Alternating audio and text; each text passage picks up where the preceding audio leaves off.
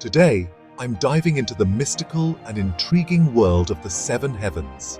Buckle up, because this journey takes us across the ancient skies, from Mesopotamian legends to Jewish and Islamic cosmology. First off, let's head back to ancient Mesopotamia. These early civilizations believed that the heavens were divided into 7 layers, each more divine than the last. Picture it. 7 celestial realms, home to gods and stars, each with its own unique atmosphere and significance. Now, zooming over to Judaism, we find a similar story, but with a bit of a twist. The Jewish tradition speaks of 7 heavens, even though the Hebrew Bible doesn't mention them directly. These heavens range from Vilon, the curtain that opens and closes each day, to Araboth, the dwelling place of righteousness and divine judgment. Islamic cosmology also embraces the concept of 7 heavens.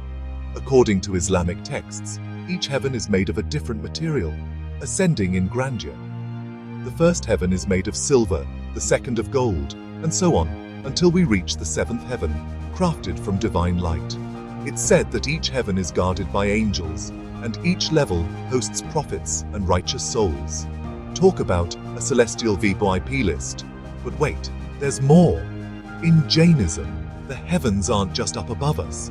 There are also 7 earths and 7 underworlds. This layered universe teems with deities, celestial bodies, and a rich tapestry of spiritual realms. Interestingly, the idea of multiple heavens wasn't limited to just 7. Ancient Near Eastern cultures often believed in the existence of 3 heavens, but some Jewish cosmologies went wild with numbers, ranging from 3 to 365 heavens.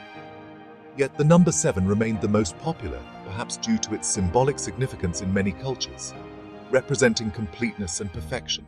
We begin with Greek astronomy and cosmology. In Greek astronomy, each of the 7 heavens corresponds to one of the 7 classical planets known in antiquity.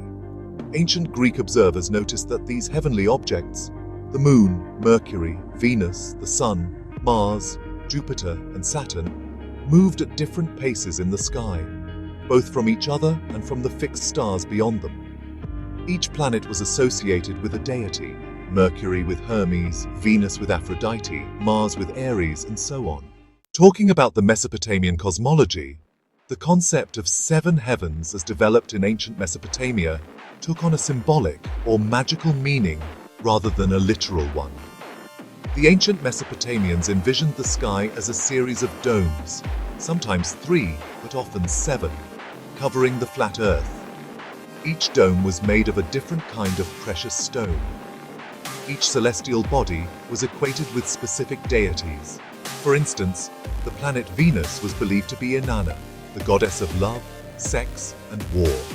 The sun was her brother Utu, the god of justice, and the moon was their father Nanna.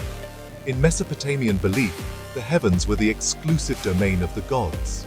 Ordinary mortals could not ascend to these celestial realms. Instead, after death, a person's soul descended to a dark, shadowy underworld located deep beneath the Earth's surface. What do you think about the Mesopotamian perspective on the heavens? Talking about Christian cosmology, the New Testament does not explicitly refer to the concept of 7 heavens, but it does make a fascinating mention of a 3rd heaven. In the 2nd epistle to the Corinthians, written around 55 CE, we find a mystical account that goes, "I know a person in Christ who 14 years ago was caught up to the 3rd heaven. Whether in the body or out of the body, I do not know. God knows. And I know that such a person, whether in the body or out of the body, I do not know.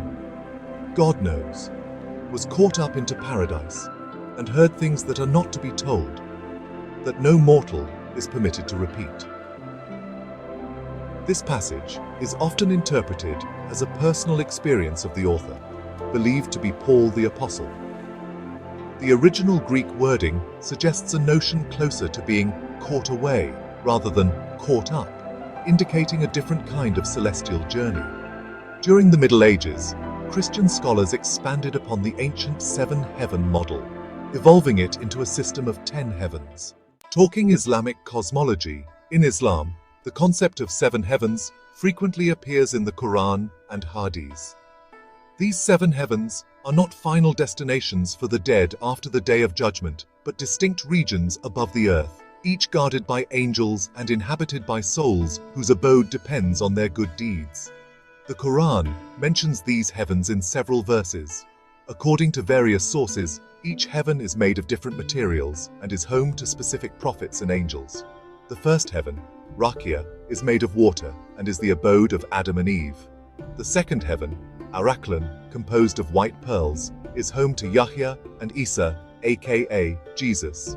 The third heaven, Kaidum, made of iron, houses Joseph and the angel of death. The fourth heaven, Mauna, made of brass, is the residence of Idris and the angel of tears. The fifth heaven, Dia, made of silver, is where Aaron holds court. The sixth heaven, Daqwa, composed of gold, is the abode of Moses. Finally, the seventh heaven, Ariba, made of divine light, is home to Abraham. There are two interpretations of the number 7 in this context. Some believe it simply means many, while others take it literally. A modern interpretation suggests that all stars and galaxies, including the Milky Way, are part of the first heaven, with 6 more expansive worlds beyond, yet to be discovered. Now we jump into Gnosticism and Mandaeism. In Gnostic Cosmology, the text On the Origin of the World describes 7 heavens created in chaos. Each of these heavens is ruled by an archon, a powerful being that governs its domain.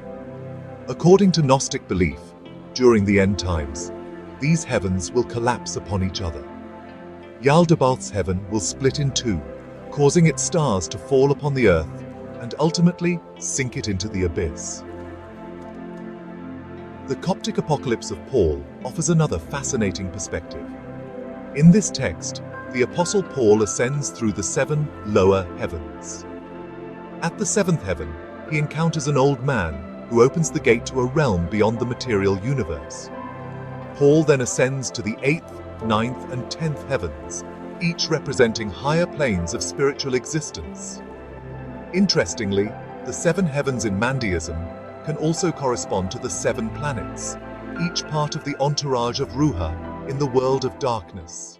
In conclusion, the concept of the 7 heavens, from the ancient Greeks to the Mesopotamians, from Christian to Islamic cosmology, and even in Gnostic and Mandaean beliefs, the 7 heavens represent a journey through the divine and the mystical.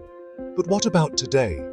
How do modern interpretations and scientific advancements fit into this age-old concept? In contemporary times, the 7 heavens have taken on new meanings.